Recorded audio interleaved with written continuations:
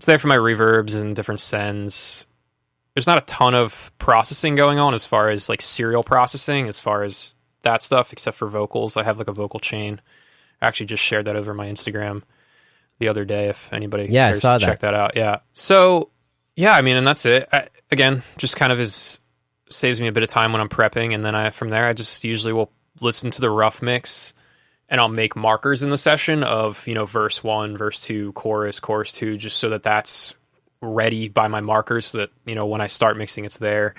And that also gives me the chance to listen to the rough mix with, fresh ears and kind of go like, okay, what were they doing here? What is the whole, what can I do better? What needs to be fixed? And do you take notes about these things? Usually just kind of mental. I probably should take notes, but it's usually just mental, because from there I'll usually just start mixing right away, or I'll have, some sort of idea of it. Yeah. Totally. And then, I'll just usually start mixing from there. Usually I'll get mixes that are already like printed and done the way. So usually my zero fader mix is pretty much where they left their mix. So that's always nice. And then I'll just start mixing from there. I'll usually kind of, get a little bit more of a balance, or kind of change the overall shape of things if I feel like it needs that. And then, start enhancing and fixing and mixing. So dope. Nothing crazy. I mean, I feel like my mixing process has gotten more boring over the years, to be honest, as I've gotten better and put myself in a better room where I can listen and those different things, just because, I don't know. I mean, I feel like I used to maybe think it was cooler, or I felt like I had to do more, whereas now I feel like I don't have to do quite as much, and it maybe lost some of its, magic, I guess. But I'm not really doing anything crazy, which is why, people who always want to like ask me about what plugins I use or gear, or talk techie stuff, I kind of just, I don't know, just go, I'm not doing anything special. There's no secret. There's no secret sauce. I hate to break it to Secret Sonics. Yeah. There's no secret sauce here. Totally. I totally get that. I think of it as like massaging, you know what I mean? Like everything's like a lot of little massages go a long way. Yeah. And I mean, don't get me wrong. I definitely get my mixes where I'm doing like some like heavy duty massaging, where I'm, walking on their back, sort of hot stones and But then I get other mixes where, 90% of it is the fader balance, and then once the fader balance is there, I'll do some sweetening, some mix bus stuff, some outboard sweetening stuff, and then really it's pretty much done. Anything from there is usually just me ruining it. Is just me going too far and looking for something to do. Yeah, that's a very dangerous rabbit hole to go down. And absolutely, definitely have been down that road many times. Yeah, the more you listen to stuff, sometimes the more you kind of talk yourself into doing something just because. Yeah, I had to talk myself out of a high pass the other week or whatever. Oh yeah, no, low pass, no high pass. Yeah, I'll tell you what, whatever. High passes are key. High pass and low pass are key. I find myself doing a lot of that recently, just because producers like shelves. I'm learning that producers like shelves a lot. So what they'll do is they'll like shelve the bottom end at 100 hertz, or they'll shelve the top end at like 10K. So when I get stuff, it's always, very, very thumpy, or it has a ton of low end, because, they might have only wanted 100 hertz, but when you're shelving at 100 hertz, you're also boosting 80 hertz, 50 hertz, totally. 30 hertz, 10 hertz. So, me going in there and high passing up to 80 hertz sometimes, I mean, the couple past mixes that I've been doing, granted they have multiple basses in them, but the bass guitar I've been high passing up to like 80 hertz. I mean, not high pass, high pass, yeah. I always get those back. Yeah, high passing. Yeah, it's a confusing language. Yeah, but, granted there's 808s in there, right? But like, you get my point. Totally. Do you have any like favorite creative tools when you want to do something that's like a little bit outside of the box? Creative tools, or like more than tools, I guess methods. Yeah. Do you have any like fancy like parallel compression, or like, I don't know, automatic double tracking, that kind of stuff?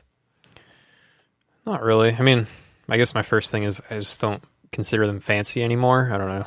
Right, nothing's fancy anymore. I mean, to me that's not the like veil's been lifted. Fancy would be like a secret sauce thing, which I don't think I have any secret sauces. Oh man, I'm gonna have to completely change my brand after this podcast interview.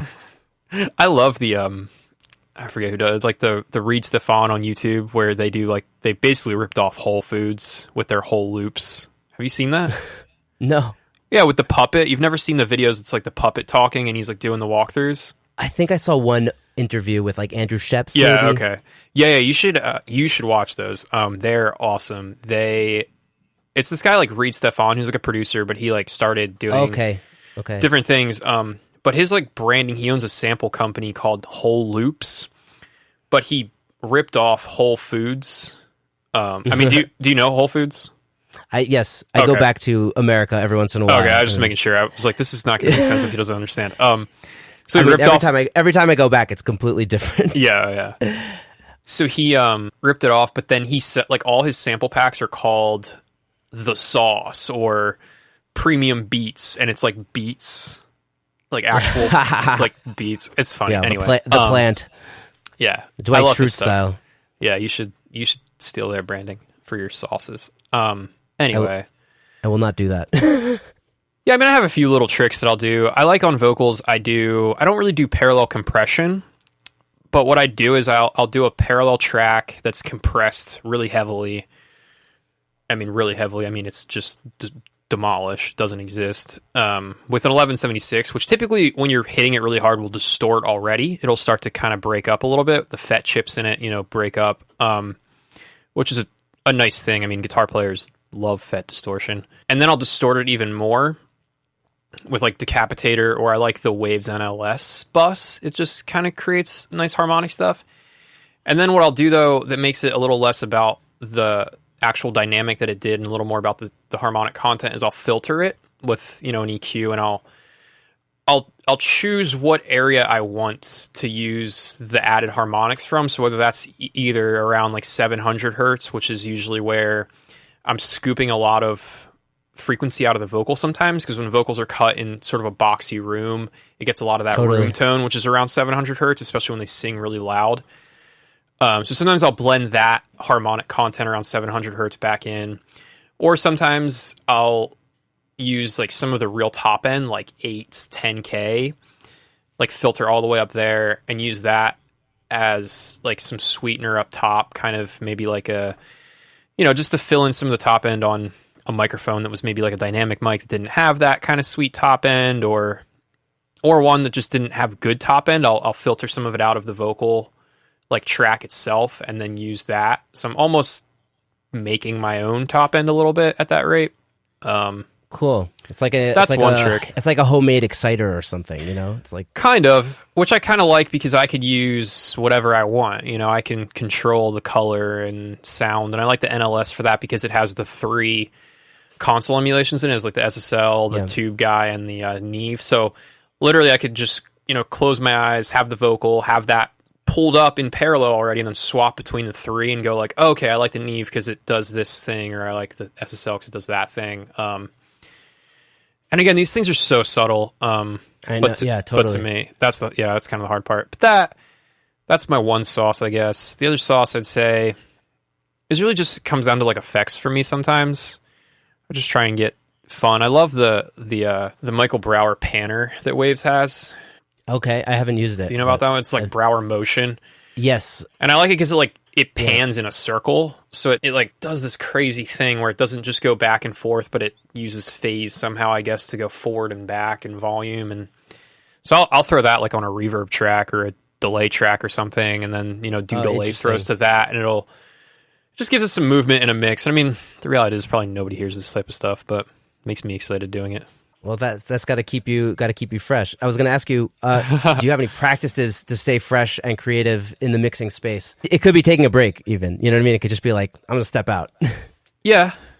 I mean, I definitely do that. I mean, I'm always taking breaks and walking away, or just kind of, giving up. And I mean, for me though, I think the thing that keeps me the most motivated and creative is listening to other things. I spend, like intentionally a decent amount of time on Fridays when, new music comes out, usually just listening to New Music Friday and seeing what it sounds like, what they did.